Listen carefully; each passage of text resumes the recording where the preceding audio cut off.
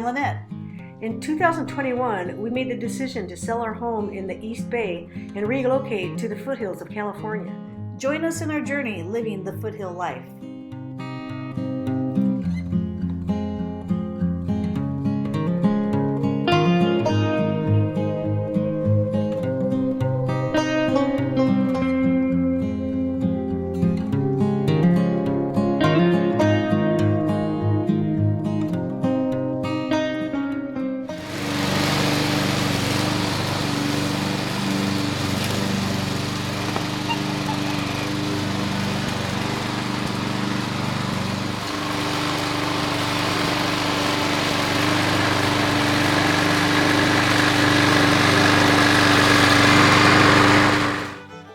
Welcome back, guys. Today we're gonna add more space for the chickens, give them a little more free-ranging room, something to keep them a little more entertained. All right, so some of the things we're gonna be doing is we're gonna add some T-posts along this line up to that side of the run.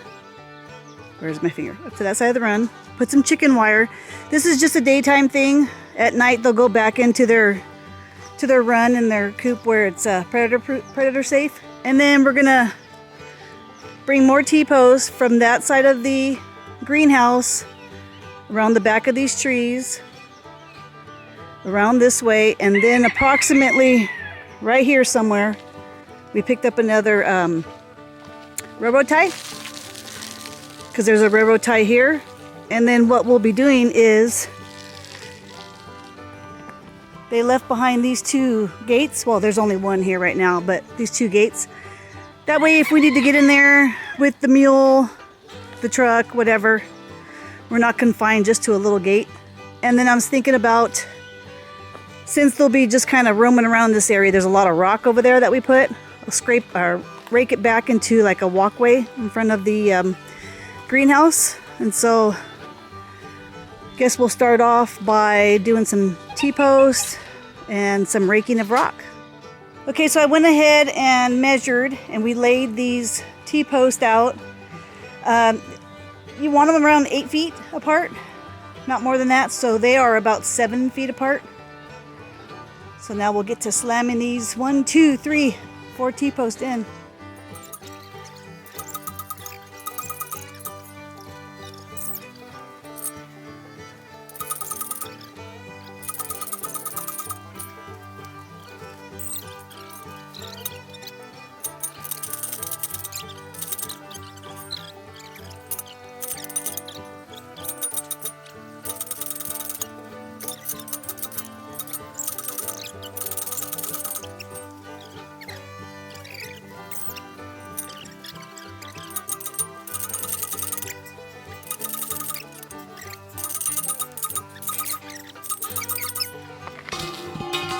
Four down, this side to go. All right, so off camera, I got them all marked out every 8 feet. One there, one there, one there. We're gonna have one up here behind this water spigot. Rainy wants to be inside, or wants it to be inside so when she gets water for the chickens and stuff. And then we're gonna put one right here. And then we still have to measure the distance from there to the other railroad tie for the two gates, and then we'll be slamming one in over here somewhere, but after the fact. But it's 88 degrees today. Summer is back. We're starting to dry out. And yeah, hopefully the chickens love it out here. Probably get some strips of sod or something, lay out here, keep it watered for them to have some grass. Son gave me a great idea, or gave us a great idea about throwing down an old board or something, just letting bugs come up under it, and then lift the board, and then there's some fresh little bugs for them to chew on. So that was a great idea. There's Pasty Butt. Oh, I can't come up. We got a radio on, so I don't want to get copyrighted for the music, but here they are.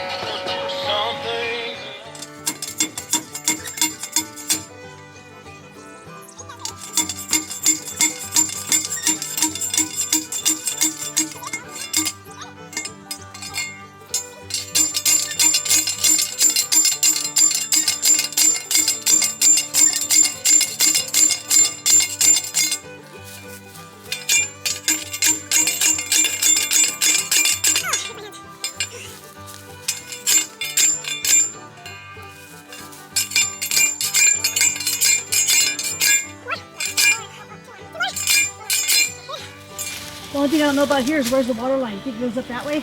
I don't know. Probably because you got another one over there, right? Or it's up there. Yeah, I don't think it comes down here. Hopefully not. I don't think it comes in here, right? I don't think so.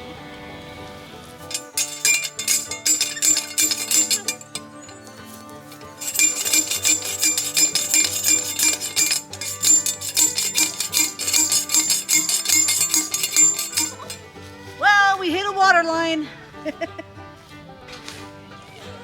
Who would have thought it would have been right there? Hit a water line. Now I guess we gotta shut off the main line, dig this up, give it a little patch job. All right, just got done digging it up. Just barely caught the side of it. That's one of the downfalls of buying a property that you didn't do something to. You don't know where anything is. They don't leave you any information. And well, surprise, surprise, surprise. Now we gotta go to the store and get some stuff to fix that. Okay, so chicken run expansion has turned into water line repair. And he's got a little cutter on there, but I'm not sure if it's gonna work or if we need to get like a Reciprocating saw. reciprocating saw, yeah. Like a Sawzall. Yeah, it's just Too big? The pipe's too big for these. These are just for like sprinklers. I'll go get the saw.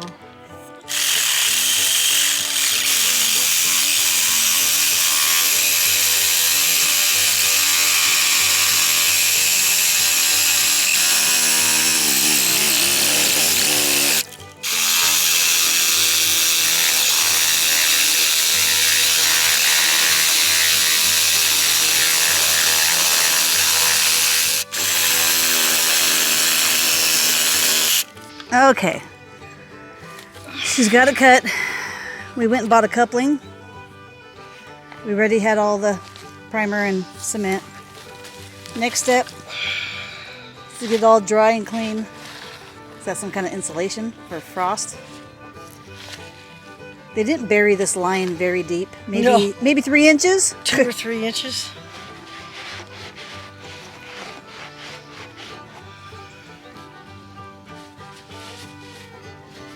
So we watched some videos.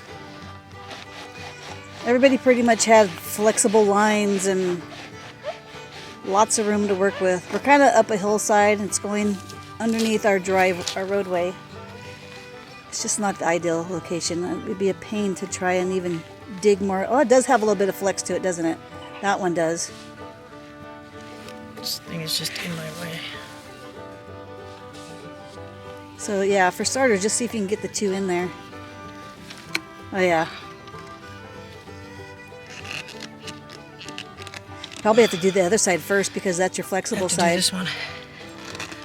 Yeah. So I need to mark this one though. All right, as you can see, it wasn't buried very deep. So I went ahead and just pulled it out. Now we can get it to slide in there and then we'll rebury this. Need to work on maybe building this area higher. I don't know, we'll see. More rocks, something.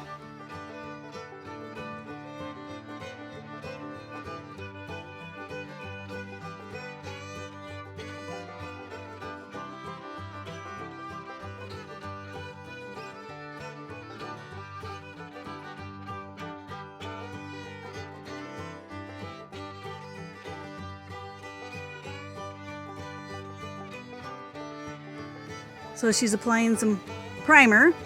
That's the purple stuff. And dries really fast. And then after that, she will apply the all-purpose cement for PVC water applications, correct?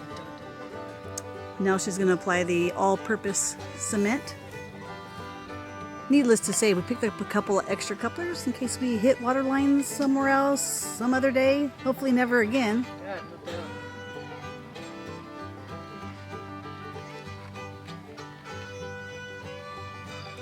Okay, first piece there. And now we'll do the same thing. She'll do the same thing down there. That's how you put piping in your yard for water. Is this in the prime?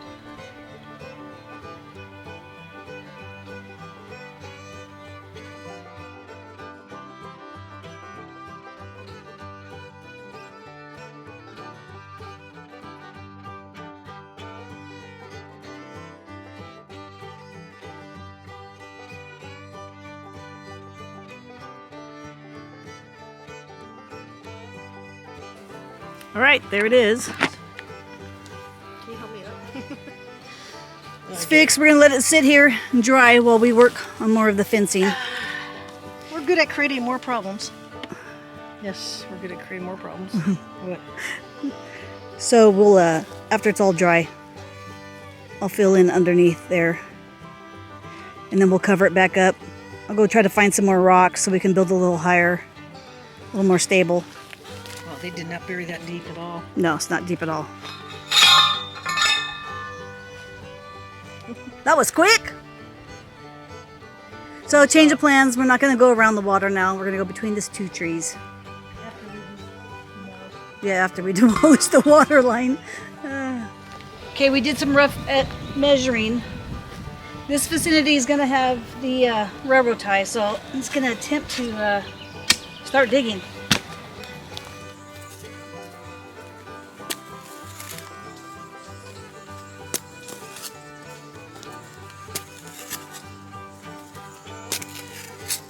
It's pretty hard.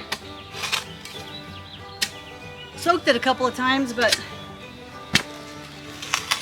I have to soak it again. All right, I got some water in the hole.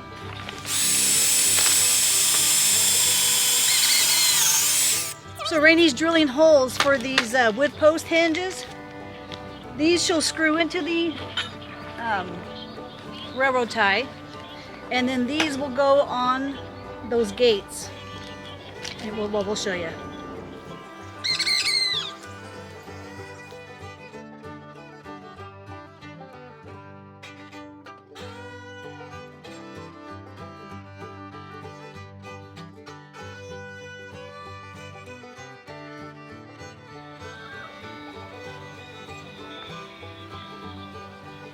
Open end wrench to the rescue.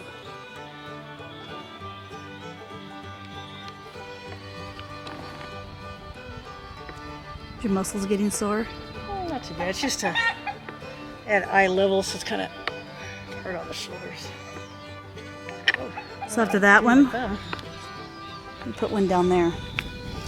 All right, so now she's just kind of sizing it up. The railroad tie looks like it's leaning to the right there. So if we leave the top one out a little bit more, might even it up a little bit. So what do you think if I go like that? Is that good right there? Yeah, I mean, we don't want to clear too far. Give me that bolt, would you? Yeah.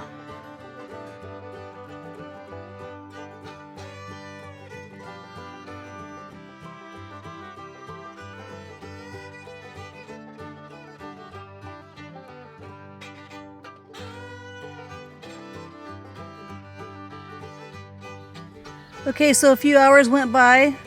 We just turned the water on and we don't have any leak. Nothing leaking, so we're good. Gonna bury this. Ignore that little leak. I'm gonna drive a one of these. Why can't I think of the name? Oh. Anyways, we're gonna drive in there because it's pretty wobbly, so I'll help protect it a little bit. Okay, so we raked up a lot of the rocks. Just made a little rock trail going there. I'll eventually find some bigger rocks to try to line the edges a little bit, try to contain it. The water leak is fixed. We just put some topsoil on it for now. We'll have to round up some big rocks for that also. The hole for the other railroad tie, yeah, that's going to be a long process. We might actually even have to see if we can borrow TNT Homestead Adventures, their post hole digger again, if we can't get this on our own. Rainy's fertilizing the nectarine tree. Her back's killing her. So I think we'll have to get back to this in a few more days. But, I mean, we're old. Can't expect to get it all done in one day now, can we? We got one of the gates hung. Plus we weren't accounting for a leak. So that's probably going to be it for now on this. But let me give you an update on our raised beds. Oh, and the greenhouse. As you can see, we got more soil. So here is week 2 on the kale. So it's growing. Slowly but surely. And the Fresnos. Yeah, I don't think so. And as far as the cauliflower and the, oh my gosh, I forgot what it was. Cauliflower. Oh my god, I forgot. I don't see anything happening yet.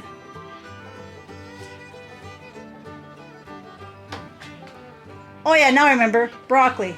No sign of the cauliflower or the broccoli. Now let me take you over to the raised beds. Okay, here's week 3 on the zucchini. Yellow and green, squash, whatever you like to call it. Here's the beets. Again, this is week 3. Still growing. I don't see much of anything new. I think pretty much what's here is going to be here. Red onions look good.